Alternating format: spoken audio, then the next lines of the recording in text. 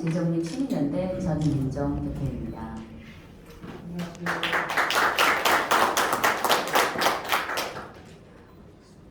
네, 올해는 제주 4.3 공산폭동 반란이 일어난 지 75년이 되는 해입니다.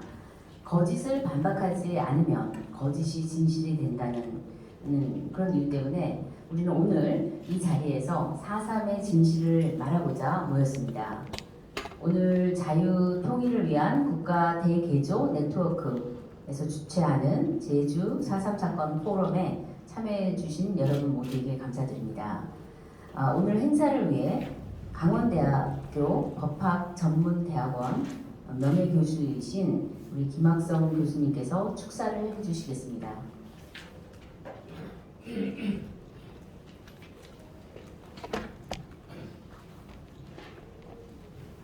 네, 안녕하세요. 네, 저는 자유통일을 위한 국가 대개조 네트워크 대표를 맡고 있습니다. 저희 네트워크는 12개의 분과로 되어 있는데 첫 번째 분과는 헌정질서 분과인데 오늘 제주 4.3 포럼은 우리 제1분과인 헌정질서에 속해 있는 포럼입니다. 이승학 총장님께서 대표를 맡고 계시는데 오늘 뜻깊은 이 포럼을 개최하게 됐습니다. 지금 대한민국은 4월 3일 전후가 되면 온 나라가 시끄럽습니다. 특히 문재인 정부에서 2020년, 2021년 제주 4.3을 본질을 왜곡하고 대한민국의 정체성을 부정하는 발언들을 문재인이가 했기 때문에 더더욱 심각한 상황이 됐어요. 2020년도에는 문재인 대통령이 제주는 먼저 꿈을 꾸었다는 이유로 처참한 죽음을 맞이했다. 그들의 꿈이 우리의 꿈이다라고 했습니다. 그들의 꿈이 우리의 꿈이 될 수 없는데 그런 망언을 했단 말이죠. 이듬해에는 국민들이 말을 잘 하고 있지 않으니까 이듬해에는 한 걸음 더 나가서 당시의 남로당 반란을 진압한 대한민국의 군경을 국가폭력이라고 규정을 내린 바가 있는 것이죠.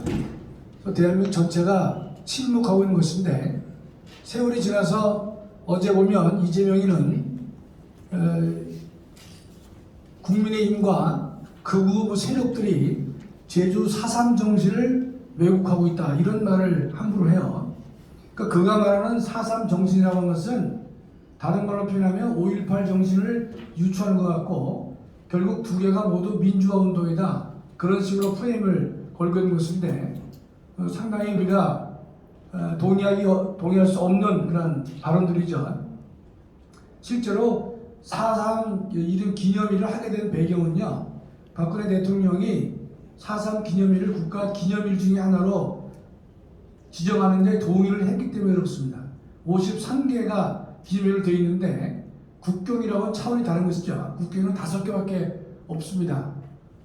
어젠가요? 김재원 최고위원이 국경일과 기념일의 차이를 언급했지만 도리어 여론의 문매를 막고 있는 것이 지금 대한민국의 현실이라고 생각합니다. 그래서 우리가 이 제주 4.3 관련돼서 제주 4.3은 그 본질이 다른 것이 아니라 대한민국의 건국을 부정하고 대한민국을 부정한 세력들의 반란입니다. 그게 4.3의 본질이에요. 다른 4.3 정신은 없습니다. 4.3 정신이 있다면 그것은 대한민국을 무너뜨리려고 하는 반란에 대해서 이승만 대통령이 진압을 했다는 뜻이죠. 즉 4.3 정신은 호국 정신이라고 봐야 하는 게 옳습니다. 본질은 남로당 반란이고 정신은 이승만의 호국 정신이다. 이렇게 정리를 해서 학생들에게 가르쳐야 될 터인데 마치 4.3 정신 그래가지고 5.18 정신 비슷하게 왜곡 조작을 하고 있다는 말이죠. 그런 사태가 계속되면 앞으로 10년, 20년 지나게 되면 돌이킬 수 없는 사태가 이 대한민국에 만들어지지 않겠는가. 그래서 하루속히 이 문제가 올바르게 정립될 필요가 있다 이렇게 생각을 합니다. 오늘 두 분 발표자가 귀한 발표를 해주시는데 제가 하나 부탁하건데 오늘의 발표는 다 75년 전의 얘기에 초점을 두고 있는데 지금 제주 4.3 사건은요 75년 전에 사건이 끝나는 게 아닙니다. 지금 현재에도 제주 4.3 사태는 계속 진행 중에 있다는 사실이죠. 문재인이가 제주 4.3 특별법을 고쳐가지고 특별재심과 직권재심을 이제 도입했죠. 제 기억으로는 26차 직권재심이 얼마 전까지 이루어졌고 전체 731명이 무죄 판결을 받은 바가 있는 것인데 지금도 진행되고 있는 것이 바로 제주 4.3입니다. 따라서 내년도에는 바라건대 75년 전에 4.3을 다루는 것은 물론이지만 지금도 진행되고 있는 왜곡된 현상을 분명히 학자들이 지적하고 밝혀서 대한민국의 정체성을 바로 세우는데 크게 기여가 됐으면 좋겠습니다. 오늘 두 분 발제 감사드리고 네 분의 토론자에게도 감사를 드립니다. 고맙습니다. 네, 4.3 정신을 호국 정신으로 정립해야 한다는 말씀 감사드립니다. 네, 김학순 교수님 수고하셨고요. 다음은 이제 본 행사인 학술 대회를 시작하겠습니다. 오늘 학술 대회 자장은 류석춘 전 연세대학교 사회학과 교수님이십니다. 뜨거운 박수 부탁드립니다.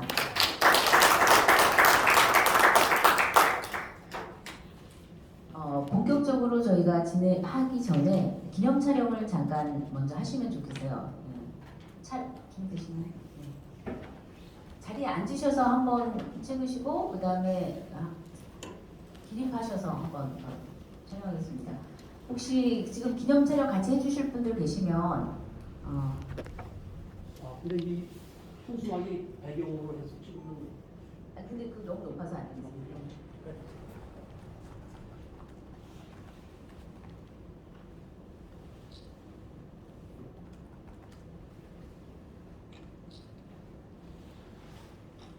네, 사진 찍으실 분들은 지금 찍어주세요.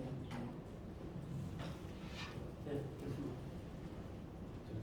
방 청석에 계신 분들 중에 기념 촬영하신 분들 있으면 앞으로 나와주세요. 김학규 괜찮아요. 진행할까요? 그러면은 앞을 봐주십시오. 네. 좋습니다. 하나, 둘. 아니 저분 가운데 무슨 이러 보세요. 이쪽으로 거울 돌리지 마시고요. 자, 좋습니다. 하나, 둘.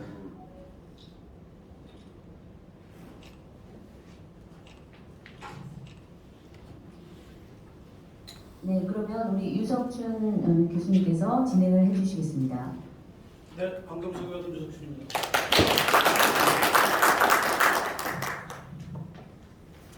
네, 오늘 이런 귀한 자리에 제가 사회를 맡게 돼서 영광으로 생각하고요. 여러분들 중에 아시는 분들이 많으시겠지만 저는 이 4.3이랑 또 같은 수준에서 문제가 되고 있는 위안부 때문에 고초를 많이 겪었습니다. 그 얘기는 오늘 뭐 주제가 아니니까 넘어가고, 오늘 지금 발표가 둘, 그 다음에 토론이 넷 이렇게 준비가 됐는데요. 프로그램에는 발표를 먼저 하나 하고 또 거기에 대해서 토론을 두 분이 하고 또 이어서 발표하고 토론하고 이렇게 지금 그 자료집에 나와 있는데요. 약간 변형을 해서 발제하시는 분들이 시간도 5분을 줄여서 20분씩 먼저 두 분이 발표를 하시고 잠깐 쉬었다가 이제 토론을 네 분이 각자 10분 이내로 5분 쓰실 분은 5분 쓰시고 해서 최대 10분으로 해서 그럼 또 40분 앞에 발표가 40분 토론이 40분이 되고 그러고 나서는 이제 총중구석 질문하고 마지막으로 발제하는 분들이 그 토론하는 것에 대해서 대답하는 그런 식으로 진행을 하도록 하겠습니다. 발제 두 분은 박철균 정치학 박사님, 그 다음에 정한기 경제학 박사님 두 분이 차례대로 시작해 주시기 바랍니다.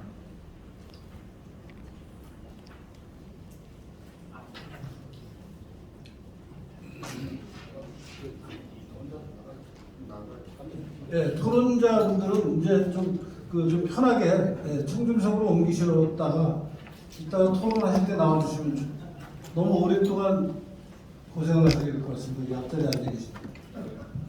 앞에만 보면 되겠죠.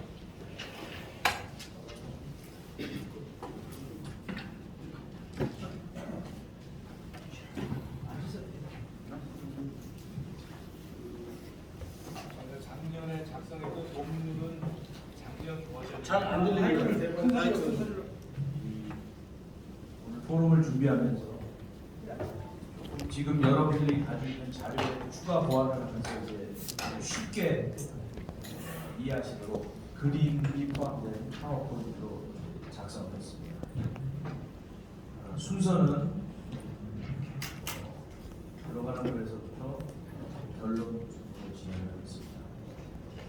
지금 축사에서도 우리 김학성 교수님이 말씀을 하셨지만 우리가 좀 그 4.3이 일어났던 역사적 상황을 좀 이해할 필요가 있습니다. 레이저 포인트는 혹시 없습니다. 45년에 이제 그 우리가 독립을 했고 여기 나와 있지는 않지만 45년 12월에 모스크바 3상회의에서 2차 세계대전의 승전국인 4개국이 5년간 우리나라를 심판통치하고 합의했는데 이게 뭐 국내 그 정파 간의 대립으로 찬탑 바탕으로 나누자 극렬한 논쟁을 하던 시기였습니다. 그러다가 이제 47년 8월에 도저히 안 되겠다. 심판통치는 안 되고 한국 문제를 유엔으로 넘깁니다. 그래서 요 47년 10월에 이 화살표에 나온 47년 10월에 한국만이라도 단독 정부를 수립하자라고 결정이 됩니다. 이 결정이 왜 중요하냐면 이 상황에서 이제 자유 대한민국을 수립할 것이냐,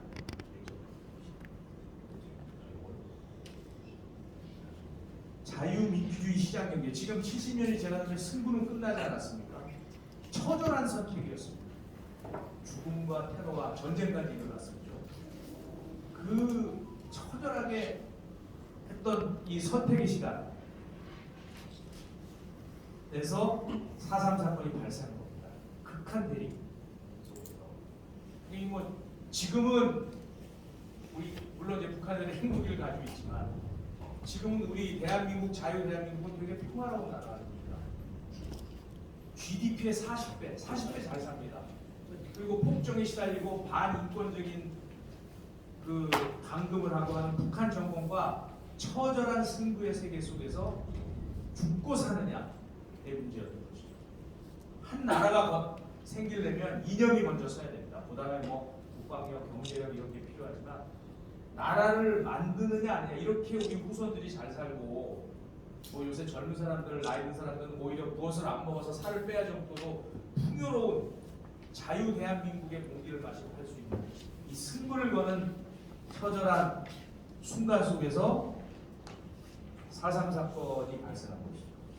그래서 그 당시 승부로 다시 돌아가면 70년 동안 계속되고 있었다고 아까 말씀하셨지만 축사하시면서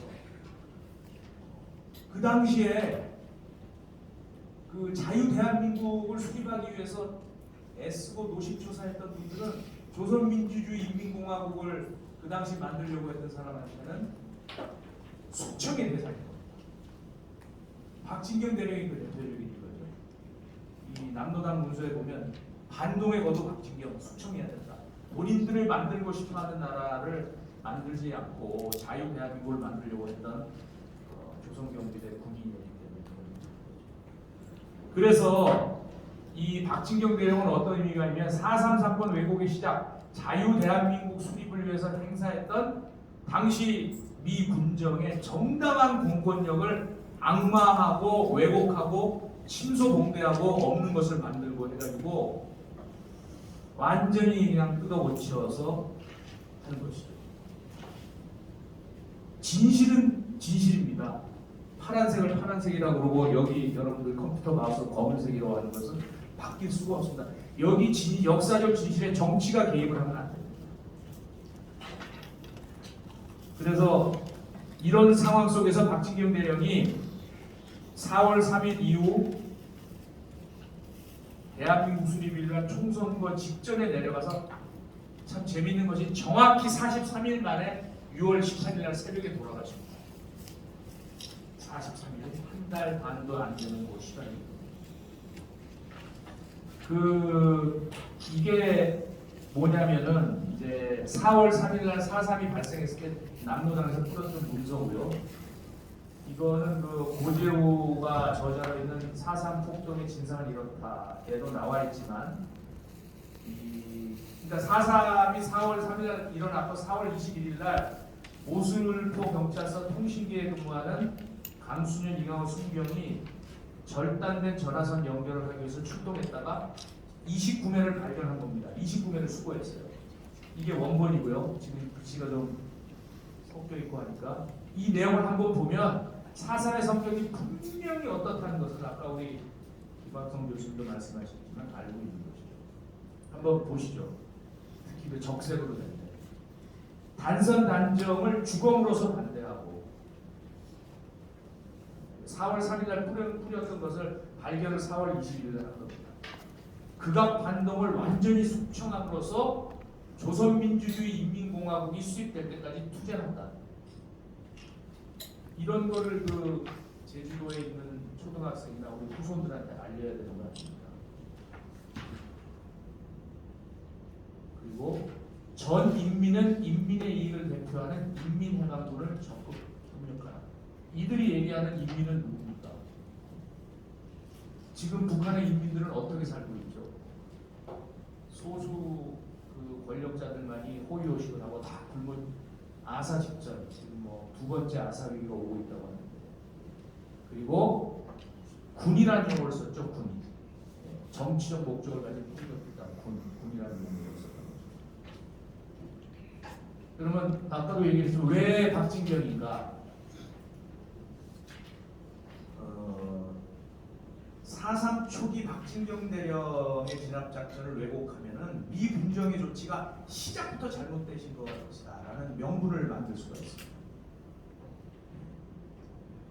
다음에 그 여러 가지 작전을 하면서, 그러니까 제가 이제 작전에 대한, 저도 이제 그 작년 5월 1일 날 국방부에서 공직을 떠났고 현역 장성까지 했던 군인이었습니다. 저도 매우 자극적으로 영향을 줄 수 있는 소재도 있고,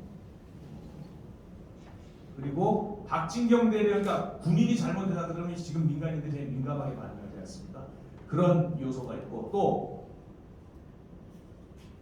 자기들의 폭력성, 그러니까 폭동을 일으킨 반란 세력의 폭력의 정당성을 인정할 수 있는 근거를 제공해 줍니다. 박진경 대령을 외교함으로써. 그리고 이 나중에 논의가 되겠지만 경비대 내에 있던 남도당 프락치에서 암살을 한 공산당 프락치의 암살에 대한 정당성도 줄 수 있는 것이고요.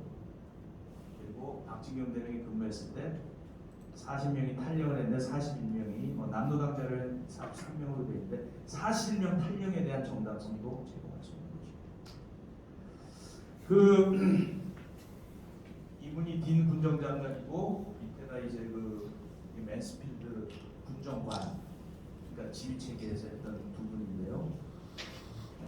4월 3일 날 이 반란이 일어나가지고 지속적으로 상황이 악화되자 16일 날 이제 경비대 작전이 필요하겠다 결정을 하게 되고요. 그리고 딘 군정장관이 지침을 냅니다. 이 지침을 잘 보셔야 되는 게 여기 두 번째를 보시죠. 경찰 가지고 안 되기 때문에, 경찰력 가지고는 부족하기 때문에 폭도들을 진압하고 법과 질서를 회복하는데 군부대를 이용하라. 이 법과 질서가 중요한데요. 이 4.3 사건이 일어나고 남도당들이 이 폭동 반란을 일으키면서 어떤 일을 했냐면, 물론 요인 암살 테러 이런 것도 있지만 전신줄을 끊고, 폭동 반란하는 사람들이 전신줄을 왜 끊습니까? 그 다음에 그 도로에다가 돌을 싸가지고 그 차량도 못 지나가게 하고, 완전히 그런 법과 질서를 폭도들이 4.3 이후에 이제 무력화시켰다는 걸 알 수 있고요. 그 다음에 이게 중요한데, 항복할 기회를 주도록 노력하라. 여러분들 그 링컨 대통령이 마지막으로 그 항복 협상을 하죠. 항복이라는 단어를 썼습니다. 유엔의 결정에 의해서 대한민국 정부 수립하는 게 정당한 것이고, 군정이 당위성을 가지고 있었기 때문에 귀순 협상을 하라는 거죠. 항복을 받아내라. 김익렬 평화회담은 오늘 주제는 아니지만 김일령의 평화회담도 김익렬이 하나 그래서 하려고 한 게 아닙니다. 위에서 지시를 받고 한 거죠. 물론 김익렬이 그 전에도 한 번 더 만났다는 정황은 파악되고 있습니다. 그리고 세 번째가 되게 중요합니다. 포로들을 경찰에 인계하지 말라. 4.3 사건 나기 전 3월달에 고문치사 사건이 있긴 했습니다.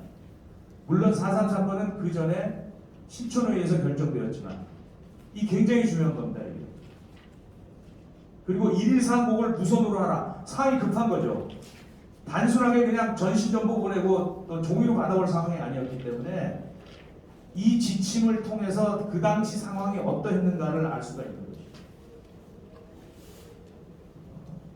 그래서 이제 4월 20일 날 일개대도 증파했지만 5월 6일 날 11년대를 창설해서 2개대들을 증파하고 적극적으로 대한민국 정부 수립을 위한 지원해라. 요새 여러분들 그 뭐 선거 한번 선거 박스 지나가다 뭐 잘못되면 얼마나 큰 이슈입니까? 이 선거가 그렇게 중요한 건데 선거를 방해했거든요, 남자당에서. 그리고 상황이 보니까 맨스필드 중령이나 브루스데이 가지고는 안 되겠다. 그 당시 연대장이었던 브라운 대령도 가서 이제 지휘를 해라 이렇게 한 거죠. 그래서 브라운 대령의 지침도 한번 다시 볼 필요가 있는데 여러분 여기 보시면 이제 이게 소위 말하는 통합 민방위 작전입니다. 최근에 96년도에 간첩들 들어왔을 때 했던 작전인데요. 이 지침을 잘 볼 필요가 있습니다. 해안마을이나 민가가 있는 지역인 주로 경찰이 담당을 하더라고요. 그 다음에 제주도 내 인민해방군, 실제 무장 세력들은 경비대 역할 분담을 해서 작전을 하고 있고 포로 얘기가 또 나오죠. 포로. 지금 좌익들이 이거 가지고 막 왜곡 한참 하죠.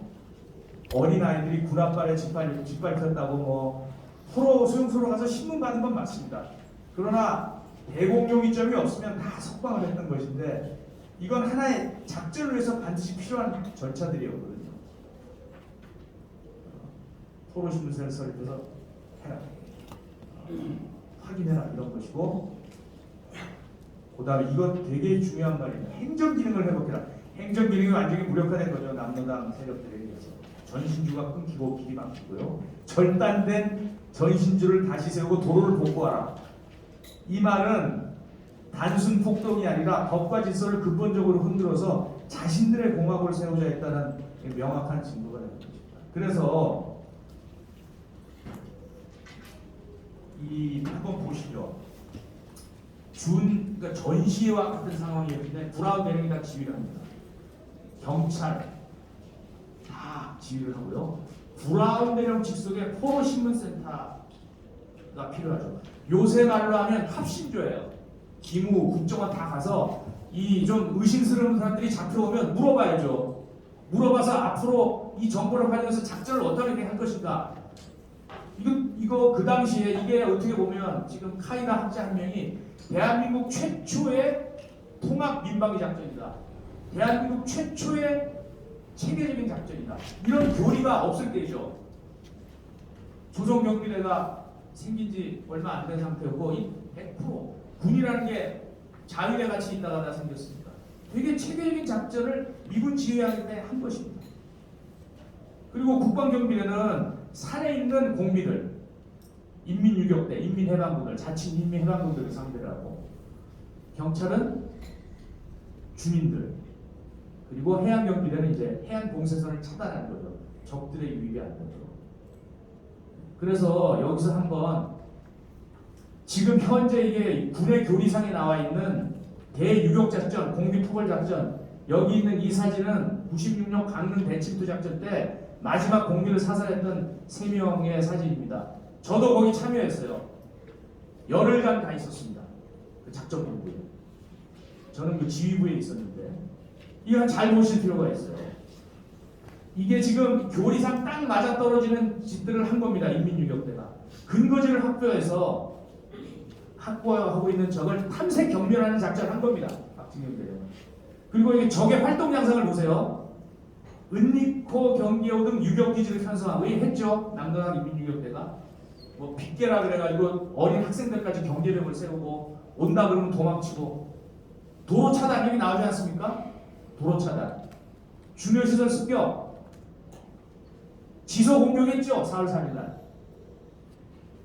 주민 학살했죠. 오라리 방화 사건 같은 데 보면 뭐 우익 부인들 데려다가 납치해서 다 죽여버리지 않았습니까? 요인 암살, 박진경 대령 암살하지 않았습니까? 교란 활동, 동조세력 규합, 동조세력 규합은 그 4.3, 6.25 끝난 다음에 공산군들 넘어올 때까지 뭐 규합하려고 해서 6.25가 끝났는데도 끝까지 전투를 하지 않았습니까? 이 육군 교리상에서 규정하고 있는, 그 당시 이런 교리가 없었지만 이런 적의 공비나 활동에 딱 부합되는 짓들을 4.3이 일어서 남도당 인민유격대가 한 것입니다. 그래서 그럼 박진경 대령은 어떻게 이걸 잡으려면, 이걸 잡고 대한민국에서는 어떤 작전을 해야 되느냐? 근거지를 식별해야 돼요. 근거지 식별하면 뭡니까? 의심지역에서 온 사람들 다 불러서 물어봐야죠. 누가 물어봅니까? 합동신문조에서 전문가들이 물어봐야죠. 토로를 인계만 합니다. 박진경 대령은 인계만 해요. 전문 CIC라든지 방첩이라든지 뭐 헌병이라든지 경찰이라든지 합신조에서 물어보고 다 정보를 분석해서 어디 적이 있겠다, 뭐 있겠다, 이게 작전의 일환입니다. 그 다음에 차단 봉쇄 작전, 동조 세력하고 연결을 차단하는 것이죠. 이게 이제 그 최명신 장군 증언에도 나오는데 물과 물고기의 관계죠. 주민들의 지원을 받으면 힘이 더 세집니다. 유격기지에 있는 공비들이나 적들. 그리고 조기에 경멸을 해야 돼요. 미군 보고서 나중에 보면 처음에 강하게 들어가서 다 잡았으면 이렇게 큰 비극은 없었다라고 얘기하고 있는데, 그리고 통합방위공의 긴밀한 협조, 이런 프레임 속에서 박진경 대령의 작전이 시작됐다라는 것을 말씀드립니다. 요거는 그냥 참고로만 한번 보십시오. 10분까지 마치면 되냐면 5분 남았습니다. 그래도 빨리 지나갔습니다. 이렇게 하루가 멀지 않고 뭐 15명이 사망하고 하는 제주도의 실상이 이렇게 전쟁이 됐다는 것이고요. 오라리 방화 사건은 정말 이건 비극적인 사건이었습니다. 그러니까 이거는 제가 얼마나 심하게 뭐 부인들을 납치하고 죽창으로 죽이고 다시 불을 지르고 폭력이 있었거든요. 자, 그래서 박진경 대령의 작전은 여러 가지 자료들을 종합해 보면 아까 그 브라운 대령의 작전 지침, 박진경 대령의 1차 상급지휘관은 브라운 대령, 2차 상급지휘관은 딘 장군이었습니다. 그 1, 2차 상급지휘관들의 작전 지침에 따라 대유격 작전, 공비를 잡는 작전을 한 겁니다. 박진경 대령은. 그래서 작전을 통해서 얻을 작전 목적은 뭐냐? 인민유격대로부터 무고한 주민들을 분리한다. 그리고 수집된 정보를 기초로 무장 공비들의 기지를 탐색해서 경멸한다. 공비들의 테러, 요인 암살, 공공시설 파괴 행위를 못하도록 거부한다. 도내 치안 및 질서 유지를 확립하여 대한민국 정부 수립을 위한 5월 10일 선거를 지원하고 제주도의 안정을 달성한다. 이런 작전 목적을 달성하기 위해서 1단계 적장 빈달쌈을 포함한 선무 기순 공작을 실시했습니다. 빈달쌈이 안 만나졌어요. 작용화된 민심을 회복하려고 했고요. 그리고 부대를 새로 바꾸고 참모들이 모자서 참모들도 바꾸고 해서 부대 정비를 합니다. 5월 30일 날 1차 작전을 하기 위해서. 그리고 1차 작전은 1단계 작전이 다 안 되었기 때문에 귀순 시도도 하고 했지만 안 됐기 때문에 2차 작전을 실시하는데 1차 작전 5월 30일에서 6월 2일까지 서에서 동으로 쭉 한번 탐색 경로를 하고요. 2차 작전은 한라산을 중앙으로 두고 동서남북에서 중앙으로 이렇게 해서 2차 작전을 합니다. 그래서 그 당시 소대장이 여러분들 잘 아는 국민 그 사령관 최명신 장군이었는데요. 최명신 장군의 증언을 통해서 박진경 대령의 작전의 면면을 볼 수 있습니다. 지금 여기 계시는 나종삼 전문위원님께서 2001년 4월 17일 동부 이천동에 있는 최명신 장군 집에 가서 다 적어오신 겁니다. 정부 보고서에도 정부 보고서에서도 이런 게 나와 있어요. 근데 지금 좌파들이 얘기하는 사상공원에 나와 있는 박진경 지인을 매도한 거는 이런 거 다 빼버렸죠. 제가 중요한 것만 읽어드리겠습니다. 양미를 학살한 게 아니라 죽음에서 구출하고 했다. 초기에 경찰이 처리를 잘못해서 주민이 입사를 했는데 폭도들의 토벌보다는 입산한 주민들의 하산에 작전에 중점을 두었다. 주민과 유격대를 분리해야 돼. 유격대와 주민 관계를 물과 물고기로. 그리고 제가 대대장 나가기 전에 저를 불러서 점심을 사주셨어요. 시내 초안에서 그러시면서 본인이 파월 사령관으로서 작전 지침을 우리 너희 할아버지 박진경 대령한테 영광을 받아서 했다. 한 명의 주민도 다치지 말게 하라. 100명의 배트공을 놓쳐도 좋으니. 그러면서 저한테 점심을 사주셨습니다. 이런 거를 왜곡하고 있는 것이죠. 그래서 그 왜곡이 되는 중요한 건 5가지 빨리빨리 보겠습니다. 학살의 주범이다. 참, 헛웃음이 나올 수밖에 없는데 4월 3일 하루에만 15명이 죽습니다. 학살은 어떤 겁니까? 히틀러가 나치 학살, 최근에 그 러시아가 우크라이나에서 주민 학살, 박진경 대령이 43일 동안 여기요 43일 동안 그 좌파들의 바이블이라고 할 수 있는 사상을 말한다의 기록을 보면 총 25명이 죽었는데 이 중 14명은 군경 합동 작전으로 작전반 사살됐어요.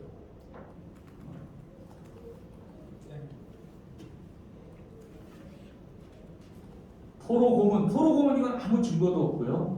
6,000명이 연행됐다. 6,000명이 연행됐다는 기록은 제가 신문을 읽어보니까 4월 3일 이후 6,000명인데 교묘하게 신문에 나온 사실관계를 왜곡했습니다. 그 다음에 집단 탈영. 시간이 없으니까 빨리 지나가겠습니다. 집단 탈영 사건은 사전 모의에서 남도당 프락지들이 한 것인데 그리고 참 집단 탈영이 5월 20일 날 일어났거든요. 박진경 대령이 5월 6일 날 제주도 갔어요. 그리고 뭐 했습니까? 1단계 작전. 부대 정비하고 귀순 공작을 하는 그 시기에 도대체 어떤 주민을 학살하고 어떤 주민을 탄압했기 때문에 박진경 대령의 작전에 불만을 품고 반발이 일어나서 탈영을 했다는 겁니다. 이게 완전히 언어 도단의 얘기를 계속해서 학대 재생산 반복하고 있습니다. 암살 동기는 요 맨 밑에 보시면 박진경 대령이 5월 6일 날 왔고요. 5월 10일 날 제주읍에서 경비대 내 뿌락지 대표하고 그 김달상 조직 책임자 등이 만나서 여러 가지 내용에 대한 그 국방경비대 남도당 조직을 어떻게 운영할 것에 대한 논의를 하면서 반동의 모두 박진경. 저 사람들 입장에 봤을 때 반동의 모두 조선민주주의 인민공화국을 만들려는 사람들한테 반동의 모두 박진경을 숙청하지 않으면 안 된다라는 결정을 내리고요. 그리고 이제 암살을 하는데 박진경 대령이 2차 작전이 끝나는 날 이제 진급 축하회에 가서 저녁을 먹고 박진경 대령은 원래 술도 잘 못하고 과묵한 편이었습니다. 부대로 들어와서 진물에서 자는데 문상길 중에 지시를 받은 다 남도당 뿌락지들이죠. 8명이 경비하는 동안에 손전등을 비추고 MR소총으로 이제 사살을 하죠. 육군장 1호 6월 21일 서울 총사령부에서 진행이 됐고 그 좌익들이 얘기하는 게 당당하게 자기 죽음을 예견한 확신범이었다라고 하는데 숨어 있습니다. 문상길. 박진경 대령의 암살을 주무하고 지지했던 이 사람들이 숨어 있다가 투소로 이제 이 사람들이 잡히게 되는데 이 좌익들의 주장은 이 암살범들 남로당 암살 세력의 주장을 그대로 받아들입니다. 무모한 토벌 작전을 막기 위한 것이 암살의 동기다라는 주장을 하고 있고요. 재판 결과 저들의 주장을 그대로 받아들이거든요. 이제 우리 검찰관은 그 논고에서 그릇된 민족 지상 이념에 따라서 규율을 불량케 한 중대범죄다. 사형이었던 이 문상길과 손소나는 이제 이건 참고로 보시면 되는데 어쨌든 좌익 활동을 했던 사람이라는 것에 대한 이제 자료를 좀 제시했고요. 그다음에 취임사인데요. 박진경 대령이 취임사에서 30만을 희생시키더라도 북동성을 진압하라고 했는데, 그리고 이게 제일 먼저 나온 것은 김익렬의 유고입니다. 김익렬 유고 좀 나오는데요. 김익렬 유고에서 이렇게 써놨는데, 그리고 김익렬 유고에 뭐라고 되어 있냐면 30만 죽여도 좋으니까 진압작전 잘해라 하고 예하 부대를 돌면서 다 전달했다는 겁니다. 근데 이게 그 당시 언론에 왜 안 나왔을까요? 요만한 일이 있어도 제주도의 그 지방 언론들은 다 좌익의 영향을 받고 있었기 때문에, 그리고 실제 취임식이 있었는지 없었는지도 확인이 안 됩니다. 지금 우리 나종삼 위원이나 이승환님 같은 경우 취임식을 할 시간이 없었다. 5월 10일 날 선거고 5월 6일 날 여의도에서 비행기 타고 내려갔는데 그냥 업무 파악하고 업무를 시작하고 부대들은 다 떨어져 있고, 그리고 포로들 잘 관리해라고 군정장관이 지침을 내리지 않았습니까? 고문치사 사건으로 미 군정에서 골치가 아팠어요. 제주도 민심이 군정 측에 떠날까봐. 그런 상황에서 군정의 지침을 받는 연대장이 30만을 다 죽여도 좋다? 이런 말을 할 수 있었겠습니까? 그리고 최후 증언도 맞지가 않습니다. 박진경 대령이 부대를 돌면서 지침을 다 내렸다면 문상길도 손선호도 똑같이 얘기를 해야 되는데, 김달삼은 30만 도민을 위하여 박대영을 살해했으면 좋겠다고 하실 분, 30만 도민을 위해서 살해했으면 좋겠다. 박진경 대령이 지침을 내렸다는 말을 하지 않았고, 손선호는 박진경 대령이 3천만을 위해서 3년 되는 게 좋다라고 얘기를 했다는 겁니다. 문상길은 중대장이었습니다. 지침을 알았으면 문상길이 더 정확하게 알겠죠. 그 손선호는 여러 가지 마지막 최후 증언에서 박진경 대령이 오기 전에 일어났던 오라리 방화 사건에 대해서 마치 박진경 때문에 일어난 것 같이 약간 불안한 모습을 많이 보였습니다. 손선호는 하사였고 문상길은 중위 장교였거든요. 진술에 있어서도 문상길이 그나마 더 정신 차리고 진술한 것이 아닌가, 저는 이렇게 판단하고요. 그 다음에 더 제가 요거는 이제 특별히 요번에 여러분들 위해서 하나 했던 것인데, 김익렬 유고에서, 김익렬 유고는 1988년에 김익렬이 죽기 전에 작성한 것이고요. 1980년 창군동호에서 야 박진경 대령이 이렇게 대한민국 건국에서 큰 공을 세우고 죽었는데 너무한 거 아니냐, 관계 병력이 없다 그래서 대령으로 죽었는데 장군 추서 진급을 시키자라는 건의문에 김익렬이 서명을 합니다. 보세요. 이게 그 건의문인데요. 이게 지금 건의문 첫 장에서부터 마지막 장인데, 여기는 제가 확대시켜.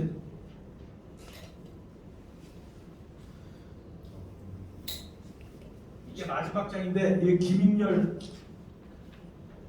이름도 쓰고 도장 찍은 거 보이시죠? 이게 1980년인데 김익렬이 박진경 대령을 장군 진급시켜야 한다라는 문서에 서명을 한 것입니다.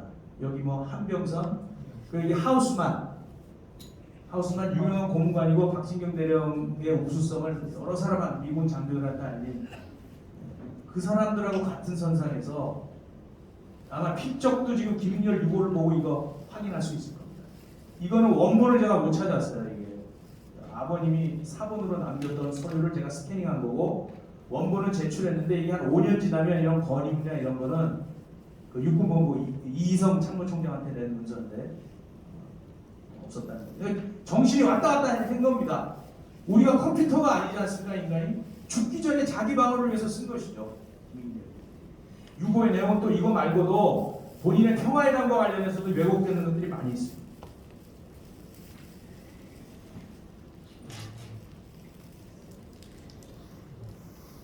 마무리 좀 해주셔야겠습니다.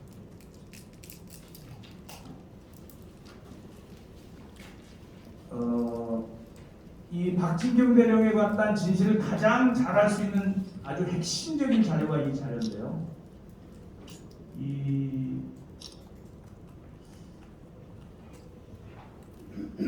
49년 6월에 경찰 특공대가 그 인민유격대장 이덕호를 사살하는 과정에서 이제 획득한 노예 문서의 원본이 이거 영인본이라고 하는데 필사본이 이겁니다. 여러 장이 있는데 제가 대표적인 거는 이 책을 만든 게 문창성이라는 당시 이제 지서장이셨는데 한번 제가 읽어드릴게요.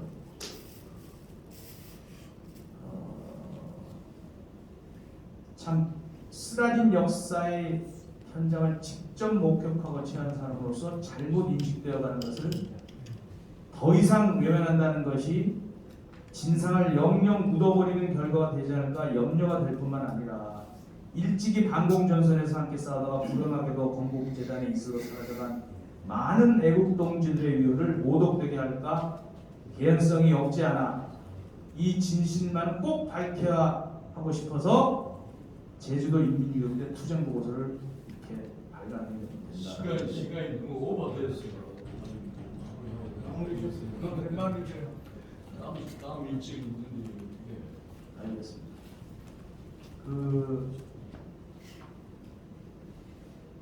박진경 의원은 왜곡을 바로잡고 대한민국 건국을 위한 건국과 국의 정신을 다시 한번 되새겨야 한다 이렇게 말씀드리겠습니다.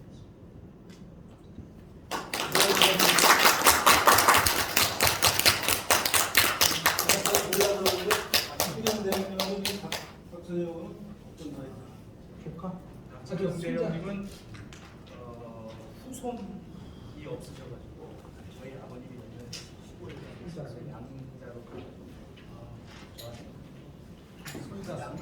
양자로 양자 후손이 없어요. 작은 할아버지. 네, 두 번째 우리 병학의 목소리 시간 좀 가주세요.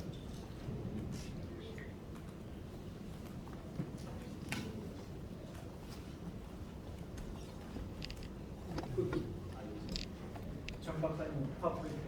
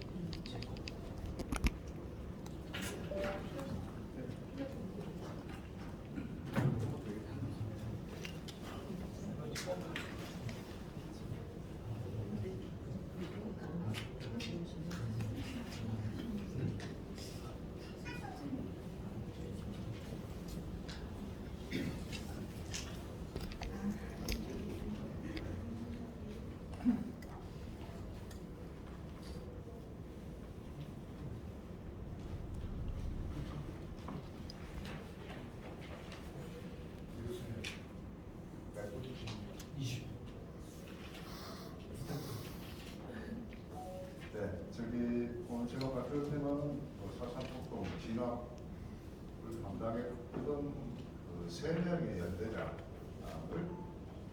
집중적으로 내용이 되겠습니다. 그래서 저는 초기에 한 40분 준다고 그래. 상당히 많이 준비했는데 막상 보니까 반토막이 나네요. 네, 모르겠네. 자. 중요한 부분만 요약해서 하세요. 시간 짧으면. 알겠습니다. 걱정하지 마세요. 자, 여기는 뭐 제 책에 2000년 책에 남았던 부분에서 특히 한 11장 부분에 관한 내용인데 그 책의 내용을 대표님께서 주목을 하시고 저희가 발표를 드려주셨습니다.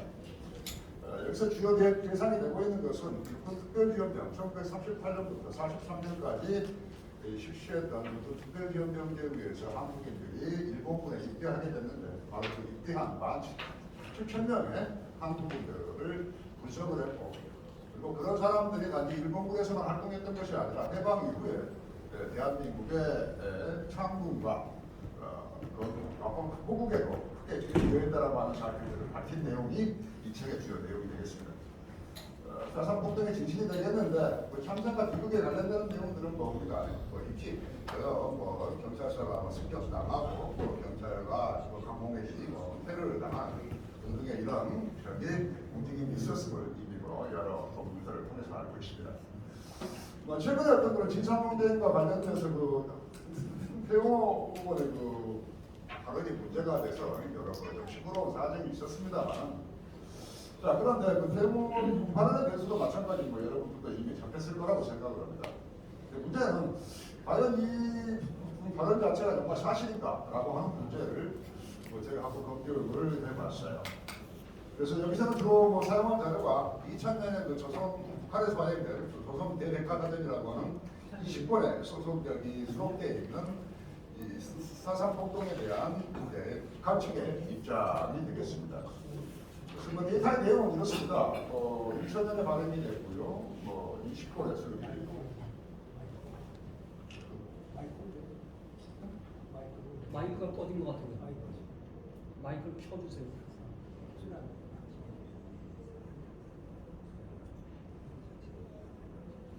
또 하나 있잖아요. 나옵니까? 오케이, 나옵니다. 네, 그런 내용이고요. 그다음에 이게 이제 그 인민보호기, 제주도 인민보호기에 관한 한 9페이지도 얼마 양은 그렇게 많지 않습니다만 그런 내용으로 되어 있고요.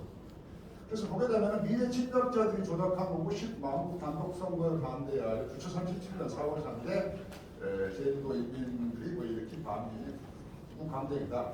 바꿔봐야 되면은 김일성의 기령에 의해서 발생한 그런 이제 공기임을 이 내용에서는 밝혀지고 있기 때문에 맞습니다. 다음은 이제 거기 통일열사에 묻혀 있는 김달삼에 대한 기본적인 신원이 됐고요. 이 내용은 이제 김달삼에 대한 기본적인 이력이 되겠습니다. 23년 여기 제주도 대전 출신이고, 그다음에 이 사람의 기본적인 이력은 48년 1월에 일본군 학도지원병으로 저기 일본군에 입대를 했고요. 그렇기 때문에 학도지원병에는 한 3,050명 정도가 그 당시 한국인들이 입대를 했는데, 그 중에 앞서 말씀드린 박진경 대령 같은 경우도 학도지원병입니다. 그리고 앞서 말씀드린 김일열 같은 분도 마찬가지 학도지원병이죠. 같은 동기들입니다. 자, 그래서 뭐 이분 같은 경우는 45년 2월에 후쿠치야마 육군의 에비사관학교에 입교를 했고, 그래서 7월경에 수료를 해서 견습사관이 됐고, 그래서 8월에 저기 일본군 육군 소위로 전역을 하는 이런 이제 이력을 갖고 있는 인물입니다. 그다음에 이게 이제 학도지원병의 선발 과정인데, 사람들은 뭐 학도지원병 하게 되면 합병하게 되면 빌려갔다 그런 이야기들을 많이 하는데 택도 없는 이야기입니다. 그렇지 않고요. 전부 다 여기 적격자들이 이제 지원을 하게 되고, 이 적격자라고 하는 것은 그 당시 20세 이상으로 지금의 국내 대학에 지금 재학하고 있는 사람들입니다. 대학생들이죠, 그 당시. 이런 사람들이 이렇게 프로세스 지원을 했고 적성 검사를 받고 합격자가 받게 되면 합숙을 해서 부모학습을 일주일 정도 받고, 그렇게 해서 대한 이런 프로세스를 거쳐서 이게 제도가 운영이 된 것입니다. 그렇기 때문에 관계라고 하는 이야기는 성립하기 어렵다라고 하는 점을 말씀드리고요. 이건 이제 그 학도지원병의 이런 현황인데, 뭐 여러 많은 종래 연구들은 한 4,300명 막 그런 식의 이야기를 했지만, 그렇지 않고 제가 정확하게 집계를 해보니까 3,050명으로 파악이 되고 있다라고 하는 겁니다.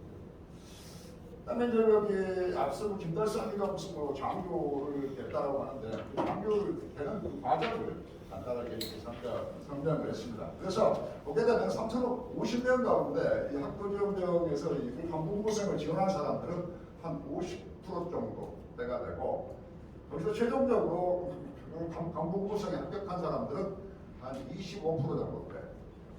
그렇게 되고, 마찬가지 25%에서도 마찬가지 갑종, 울종이 있었는데, 갑종은 장교가 되는 것이고 울종은 하사관이 되는 것인데, 갑종이로 선발된 비율은 한 11, 2% 가까이 그렇습니다. 상당히 일본군에 입대를 해서 하사관이 되거나 장교가 된다는 것은 아무나 될 수 있는 게 아닙니다. 최대한 어떤 그런 경쟁이 있었다, 뭐 그런 말씀입니다. 다음은 이제 오늘 뭐 중심 테마가 되는 연결 증명들의 활약이 되겠습니다.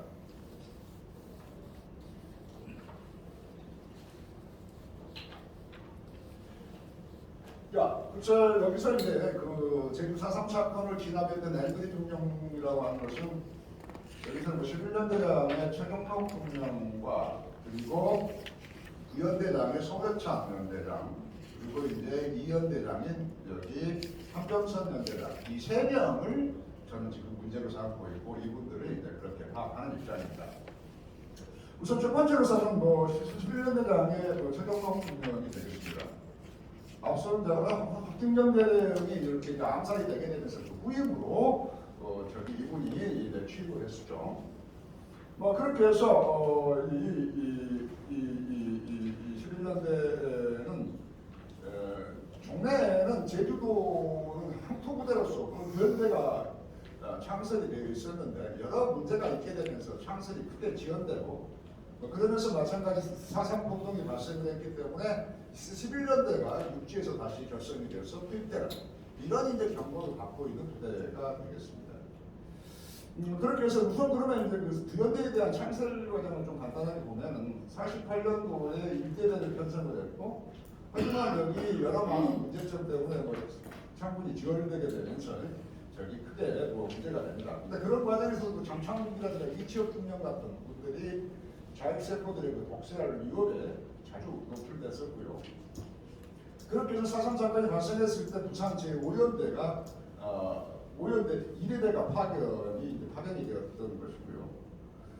그리고 그 당시에 그 5연대 1회대장이라고 하는 사람이 바로 이제 오일균 소장이 되겠는데 이 인물이 좌익의 거두가 되겠습니다. 그래서 이 오일균은 제주도의 좌익 세력과 내통을 했고 그러다 보니까 뭐 서울대학교이 크게 성과를 내지 못하는 이런 상황이었다고 그러죠. 그 다음에 이제 이 생명에 대한 간단한 비력이 되겠습니다. 이분 같은 경우는 뭐 중국 음성 출신이고 일본의 쿠마모토 혈립과 중학을 다니다가 저기 48년 6월에 육군특별지원병 제1기생으로 저기 입대를 하게 됐습니다. 그렇게 해서 뭐 38년 24단 7구연대는 지금 용산에 있는 그런 부대였었고요. 그러다 39년 5월에 뭐 간부 후보생을 선발이 됐고 그러다가 이분이 참 저기 특별한 것이 43년 1월 달에 루비니아 전설에 투입이 됩니다. 그러다가 거기서 저기 상처를 입고 소환이 됐어요. 상당히 특별한 경우인데 왜냐하면 루비니아 전선에 투입됐던 24단 같은 경우는 95%가 정도 전사를 하지 않으면 안 되었던 참혹한 그런 전설이 있었습니다.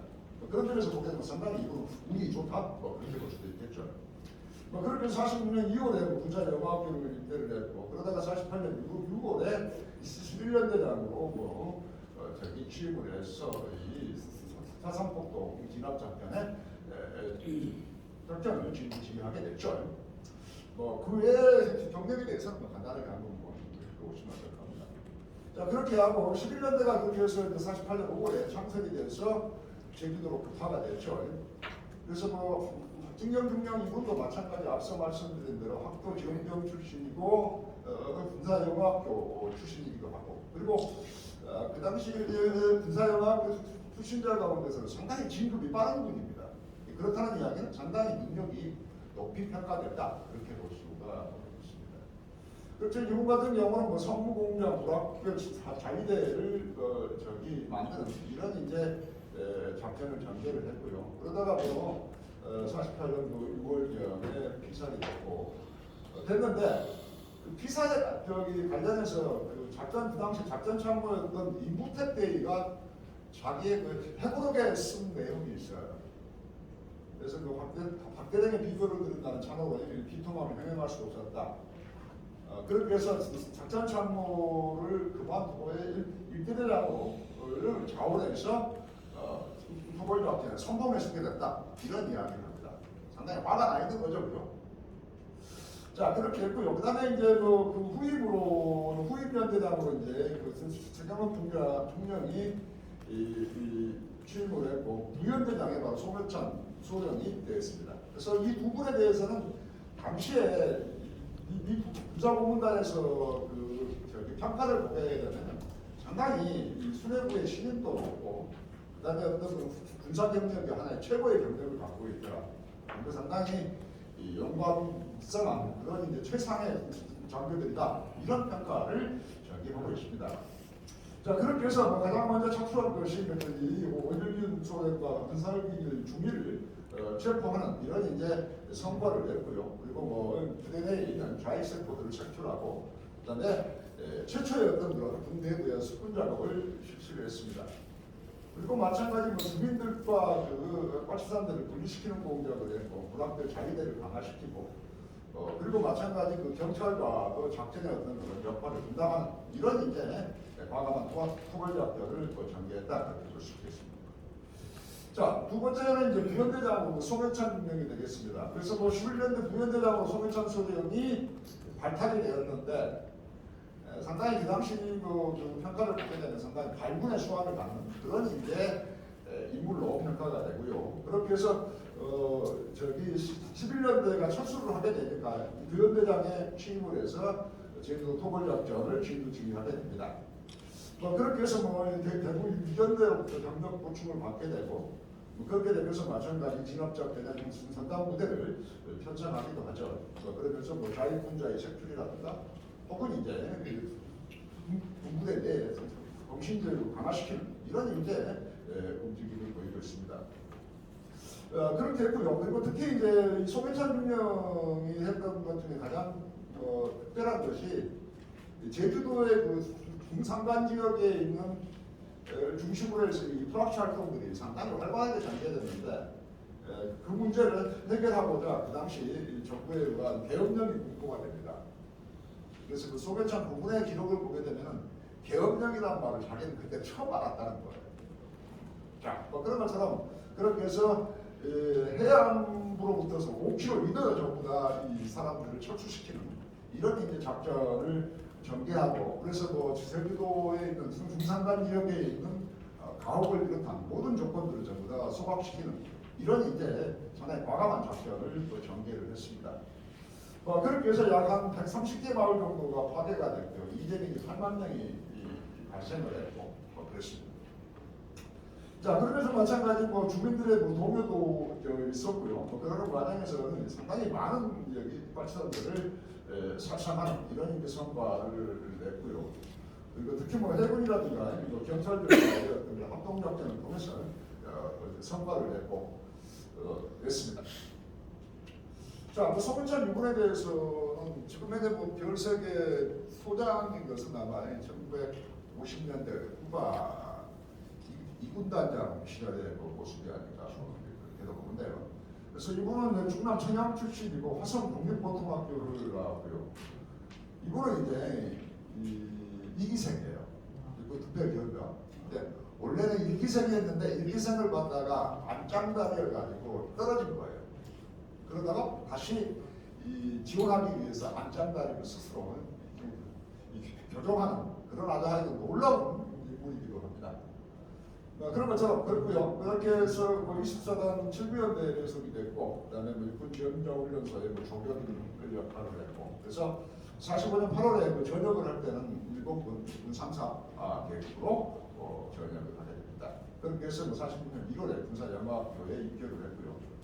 그래서 이 양반 같은 경우는 군사 경력이 정말 뛰어납니다.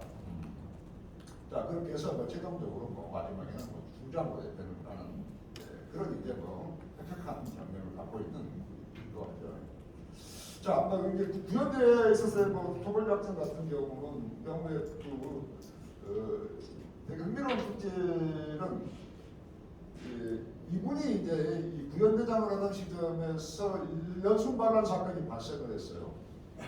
그래서 그 반란군을 가장해가지고 이 무장대를 기만하는 그런 이제 작전을 통해서 발전산들을 선별시키는 이런 이제 작전에 크게 성공하는 이런 성과를 이루게 되었습니다. 그리고 여러 많은 이제 작전들이 있었는데 특히 이 합선대 전화기를 통해서 이 비밀들을 도청할 수 있었고 그걸 통해서 마찬가지 국내에 있는 이 장도 하사관들의 자율세포들을 검거하는 이런 이제 성과를 올리기도 했습니다. 자, 다음으로 넘어가죠. 그다음에 이제 위원대장 한정선 중령이 되겠습니다. 그렇게 해서 위원대가 또한 이제 국지로 빠져나가게 되면서 이연대로 교체가 되게 되는데 그 이연대를 연대장이 바로 이 한정선 중령이 되겠습니다. 그래서 한중령 같은 경우는 이미 이연대장으로서 여순 반란 사건의 진압작전에 이미 참전을 했던 그런 이제 부대이기도 하고요. 그렇게 해서 이렇게 이제 문제는 이렇게 12월경에 아보니까 중산간 지역을 초토화시키는 작전을 했기 때문에 주민들이 엄청나게 이제 이탈을 하고 있는다는 사실이 알 수 있었고요.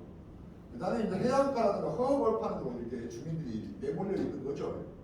자, 그래서 그런 상황들이 인치 위반을 발생시킨다는 것을 알게 되고, 그렇게 해서 지역 주민들과의 어떤 이 유지들의 조언을 받아서 적극적인 성무 공작을 전개를 하게 되고, 그렇게 해서 이렇게 인근 지역에 15,000명 정도의 규모의 재건부락을 만들게 됩니다.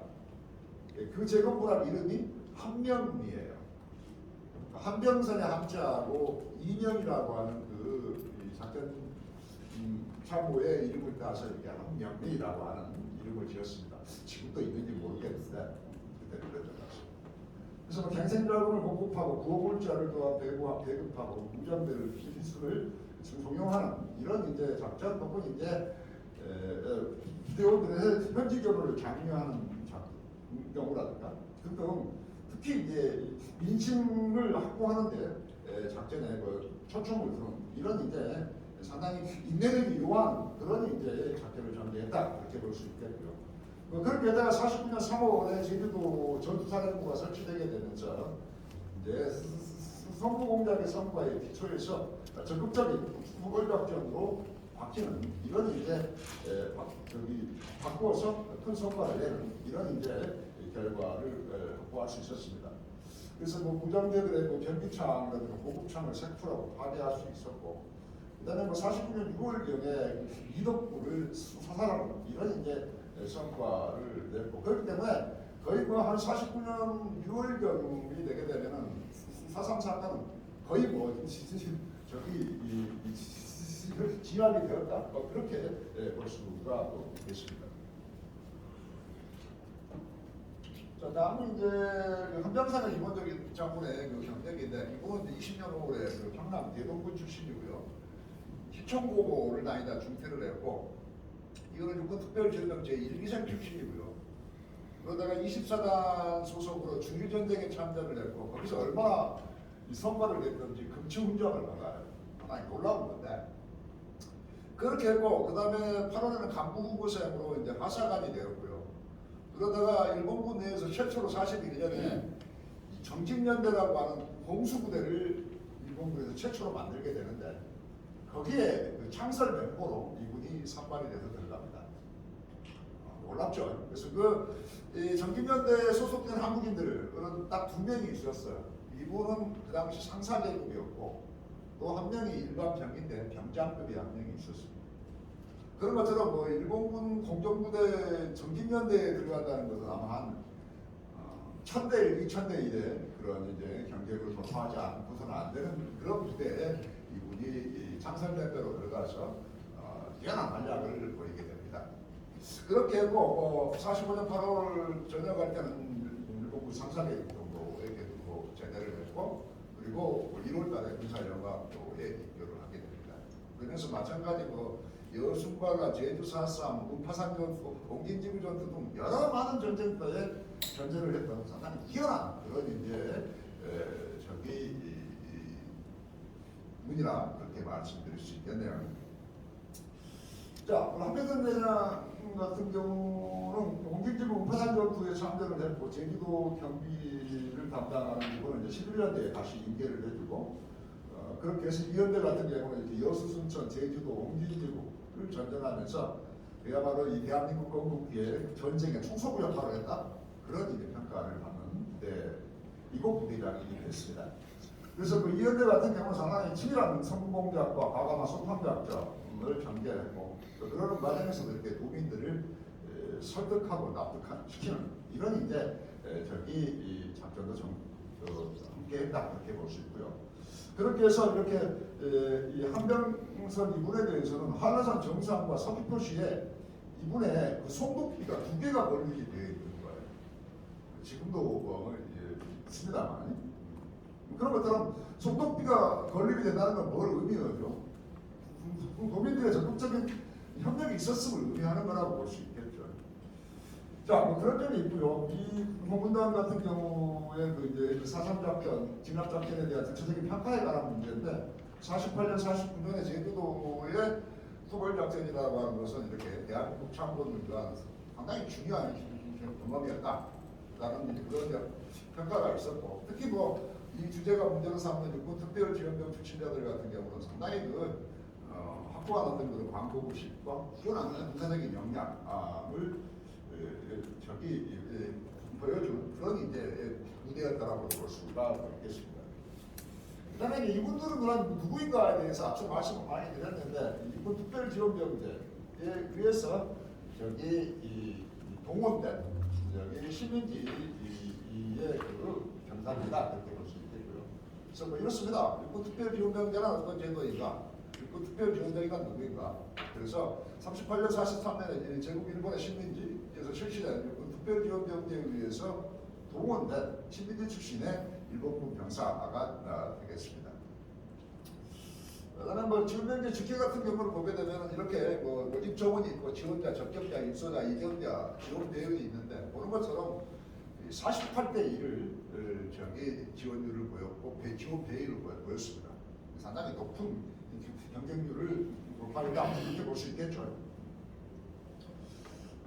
이분들 같은 경우에 그 지방 가계 같은 경우를 보더라도 상당히 뭐 1,000원 이상, 5,000원대가 가장 많죠. 그러니까 이 당시에는 소 한 마리가 100원 정도가 했으니까 대충 이제 이분들의 가계를 볼 수 있겠죠. 평가할 수 있겠죠. 그렇기 때문에 상당히 중산층이라고 볼 수 있다. 그런 현실의 평가를 가능하고요. 그러면 지원자들의 동기와 심리가 되겠는데, 자발, 조명, 기타가 있고, 그 다음에 심리 상태는 애국심, 공명심 이런 것들이 있는데, 결과적으로 이 내용은 뭘 이야기하느냐? 일본 특별지원병을 지원하는 사람들의 기본적인 지원 심리는 이런 애국심, 공명심, 공리심 같은 이런 거죠. 하나님 자발적이었다. 그렇게 이제 볼 수 있다는 점을 지적할 수 있고, 그다음에 지원자들의 그 가계의 정치 성향에 대한 이제 그 중독부가 평가한 내용이에요. 그런 것처럼 상대적으로 특수의 지향성이 강한 남성 지역 상민 출신의 중농층들이다. 그리고 이들은 양반들, 즉 상류층과는 달리 신문 변동이 용이하고 동시에 비교적 내지인들, 즉 일본인들의 강복리와 지식풍의 강화에 민감한 사람들이다. 이런 평가를 하고 있다는 겁니다. 자, 이건 이제 그 일기생들이 지금 일본 특별지원자 훈련소, 지금의 화랑대가 되겠는데, 그 화랑대가 만들어지기 전 단계에 지금 경성제대 문학부 건물에 이분들이 이제 일시적으로 수용이 돼서 교육을 받는 상황에서의 그 사진들이 되겠습니다. 이 사진 같은 경우 보면 어떻죠? 키가 되게 크죠? 그 당시 일본군의 그 징병자들의 기본적인 키가 160인데, 이 사람들의 키는 한국인들의 일본 특별지원병들은 175가 넘어요. 송해찬 같은 경우는 한 80대가 안 나요. 한병선도 장군도 그렇고, 임구택도 그렇고 말이죠. 전부 그렇습니다. 그런 것처럼 일본인들 입장에서 보게 되면 그야말로 거인군 같다고 생각합니다. 자, 그렇습니다. 자, 이 사진 여러분 요즘 최근에 뉴스에서 많이 봤죠? 이분들 신문도 안 볼까? 많이 보고 있어요. 요즘 뭐 신문을 보게 되면 일본에서 뭐 교과서를 왜곡시켰다 그러면서, 옛날에는 그 책에서 교과서에서 뭐 징병이라고 하는 것을 강제했다 이런 식으로 표현했는데, 요즘은 그런 말을 안 쓴다 이런 식으로 이야기하면서 이 사진을 지금 싣고 있어요. 이건 육군 특별지원병이 지금 육군 지원병 훈련소 지금 화랑대에 들어가서 훈육을 받고 있는 장면을 찍어놓은 사진이에요. 이건 지원병들입니다. 징병이 아니라고요. 그 다음에 이건 이제 이 병사들이 교육을 받고 마지막에 퇴소식을 할 때 미나미 총독, 그 당시 조선 총독부 미나미 총독이 사인을 받고 있는 겁니다. 야, 저는 이런 사진을 볼 때마다 그럼 가슴이 뜁니다. 야, 뭐 죽이지 않습니까? 딱 6개월 정도, 3개월 정도로 교육을 받았는데 이분들이 지금 줄을 맞춰서 사회를 한다는 겁니다. 자, 뭐 그렇고요. 자, 이분 같은 경우는 앞서 말씀드린 11년대 작전과장으로 있다가 화가 나가지고 이태대단을 자체했던 임구택 장군입니다. 그 당시에는 뭐 대의였는데 그렇고요. 이 무택대위 같은 경우, 중령 같은 경우는 유교전쟁 초기 단계에서 춘천지구전투에서 4일 동안을 버텨낸 사람이죠. 아주 뛰어난 그런 이제 여기 경력자, 군사 경력자이기도 합니다. 이분은 이제 한병석 장군이 되겠습니다. 중간에 여기 지금 이분의 얼굴이 어디냐면은 이분이에요. 이분이 지금 한병석이에요.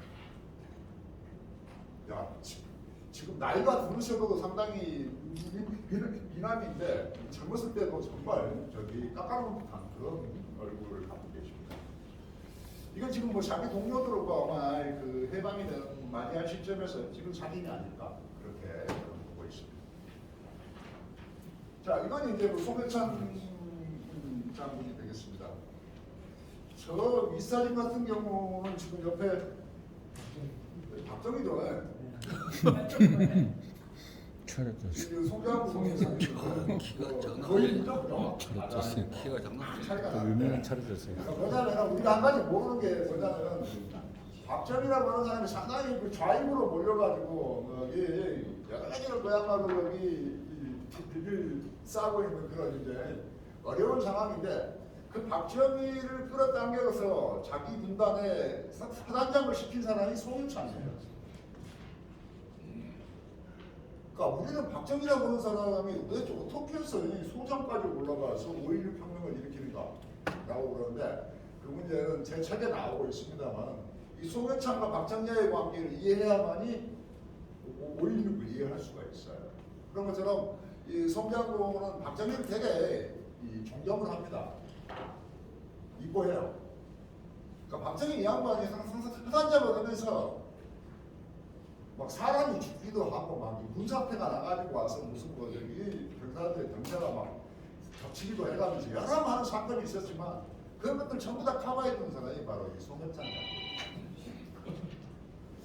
자, 그다음에 이제 이건 이제 5.16 혁명 이후에 들어와서 이제 그 박정희 대통령하고 이 송해찬 누군가의 이제 그 인천제철 사장으로 하던 시절에 되겠습니다. 자, 이분은 이제 박경원 장군이라고 이분 같은 경우는 육군특별지원병 2기생 출신으로 이건 지금 현재 53년경인데 지금 백골 부대장으로 했던 시절의 모습입니다. 그래서 이거 지금 부대원들을 지금 이 작전을 공격 작전을 하기 이전 단계에서 부대원들을 모아놓고 지금 격려하는 그런 이제 장면인 걸로 파악이 되고 있습니다. 상당히 뛰어난 그런 이제 인물이기도 하고 이분은 내가 죽기 한 1년, 이분 돌아가시기 한 2년 전인가 정도에 직접 내가 가서 인터뷰를 한 적이 있어요. 근데 거기 별로 그렇게 좋은 말씀 못 들었습니다. 어쨌든 그렇습니다. 자, 저는 이제 이 연구를 하면서 좀 사상하고는 관련이 없을 수 있겠지만 이런 생각을 해요. 해방, 식민지기와 해방 이후 관계를 이렇게 검토하다 보니까 일본군에 충성을 하는 사람은 대한민국에도 충성을 하더라고요. 그런데 대한민국에 일본에 반영하는 자는 역시 대한민국에도 반영을 하더라. 이게 저의 가설입니다.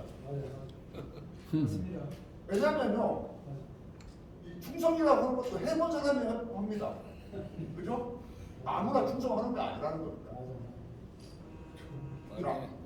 이야기는 뭐 그런 나오고. 자, 뭐 마지막 갈무리 하겠습니다. 시간 괜찮죠? 네, 갈무리 하십시오. 10분이죠. 그래서 이 4.3 사건이라고 하는 것은 남부당 무장폭동이 도하선이 돼서 이렇게